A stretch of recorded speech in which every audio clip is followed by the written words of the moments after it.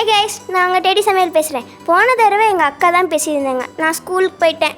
சரி வாங்க, இப்போ நம்ம வீடியோக்குள்ளே போகிறோம். இப்போ நம்ம எக் சில்லி செய்கிறது எப்படின்னு பார்க்க போகிறோம். இப்போ நம்ம 10 முட்டையை எடுத்து பவுலில் போட்டுக்கலாம். இப்போ நம்ம ஸ்டவ் ஆன் பண்ணி முட்டையை வேக வச்சுக்கலாம். உப்பும் சர்க்கரையும் போட்டு முட்டை வேக வச்சுக்கலாம், அப்போ தான் உடையாமல் இருக்கும். இப்போ வேக வச்ச முட்டையை உரித்து எடுத்துக்கலாம்.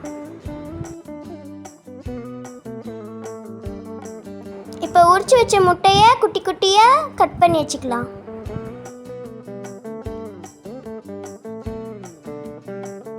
இப்போ சில்லிக்கு தேவையான மசாலாவை ரெடி பண்ணி வச்சுக்கலாம்.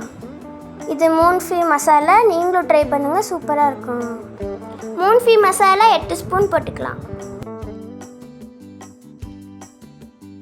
கடலை மாவு 2 ஸ்பூன், கார்ன்ஃப்ளவர் மாவு 1 ஸ்பூன்,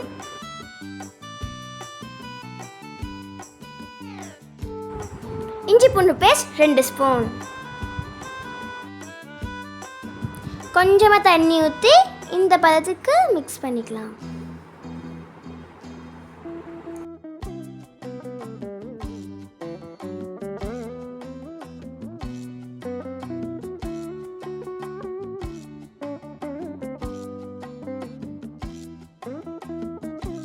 உப்பு தேவையான அளவு போட்டு மிக்ஸ் பண்ணிக்கலாம்.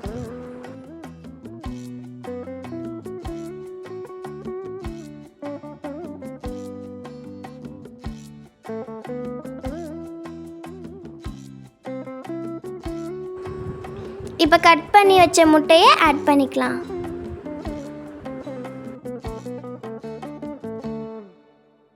எக்கெல்லாம் மிக்ஸ் பண்ணி விட்டுடலாம். இந்த மாதிரி மிக்ஸ் பண்ணி எடுத்துக்கலாம், இல்லைன்னா பஜ்ஜி மாவு மாதிரி டிப் பண்ணி கூட பொரிக்கலாம். இந்த பதத்துக்கு நல்லா மிக்ஸ் பண்ணி வச்சுக்கோங்க. ஸ்டவ் ஆன் பண்ணி கடாயை வச்சு எண்ணெய் ஊற்றிக்கலாம்.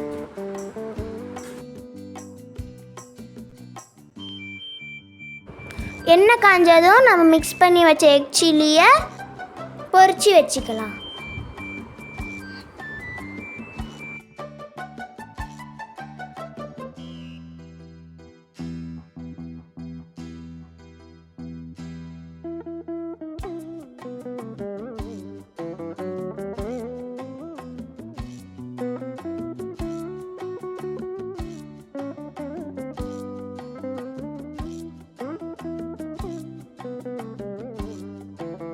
கோல்டன் ப்ரௌன் வந்தோடனே பவுலில் எடுத்து வச்சுக்கலாம்.